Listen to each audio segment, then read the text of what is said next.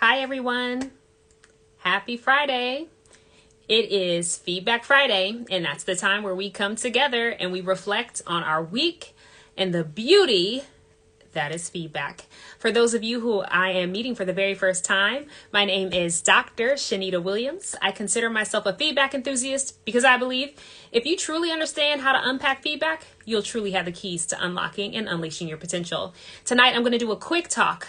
Today, I was presenting at an organization, and one of the questions that I got about feedback was really powerful. So the question I got today was, how do you give feedback to someone who's not open to feedback? Maybe someone who's completely closed off and just doesn't find it valuable. So 4 things to keep in mind if you're trying to give feedback to someone that you think would really benefit from it, but they're a little closed off. The first thing I want you to keep in mind is empathy. So in my book, I talk about feedback baggage. That's right. Some of us have had experiences with feedback that were quite negative, where people said things that either hurt our feelings, or maybe we've had feedback that just really wasn't helpful. It was more destructive than productive. So we have to come to at least that situation with an awareness and understanding that perhaps this individual is just carrying some feedback baggage from a previous relationship, whether it's professional or personal, that is blocking that. So I think if we can demonstrate empathy and just understand that we're all bringing our own lived experiences, that is helpful to really understanding the best way to approach this individual. The second thing that I want you to think about if you find that someone's not receptive to your feedback is to think about your relationship. So relationship is so important when it comes to feedback. If I don't trust you and you don't trust me, it's going to be really difficult to really find the value in your feedback. So, hey there, mixed devil. It's important that you really just think about your relationship. So when someone is not receptive to your feedback, it could be because you need to invest what I call trust equity, right? When you have a trusting relationship with people, you can pretty much say anything.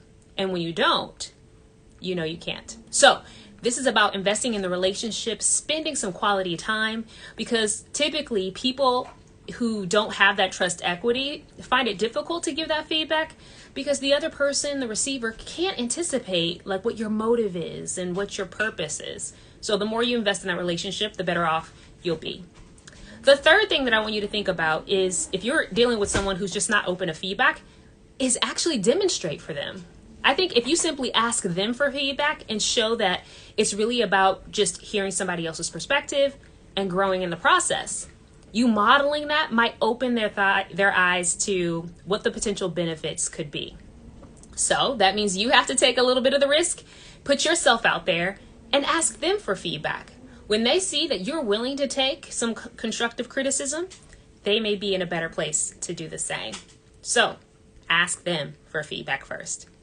The last tip I'm going to give you before I let you wrap up for the night is really thinking about giving them feedback. So once you've invested in really understanding empathy, like I said, the first thing is demonstrate some empathy, realize that they have some feedback baggage they got to work through.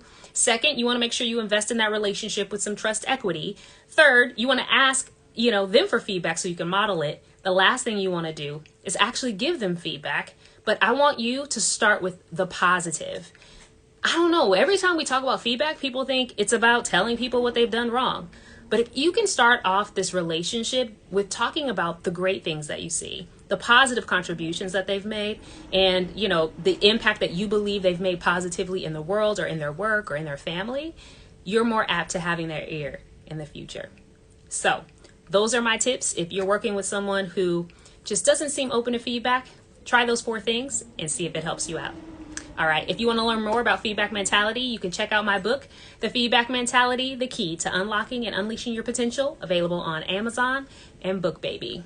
And if you want to build your feedback literacy, you can invest in some feedback mentality cards where you can play a little solitaire with yourself to develop your skills. So I hope you have a wonderful night and a great weekend. And thanks for stopping by to learn a little bit more about how you can get better at unlocking and unleashing your potential. Have a great weekend.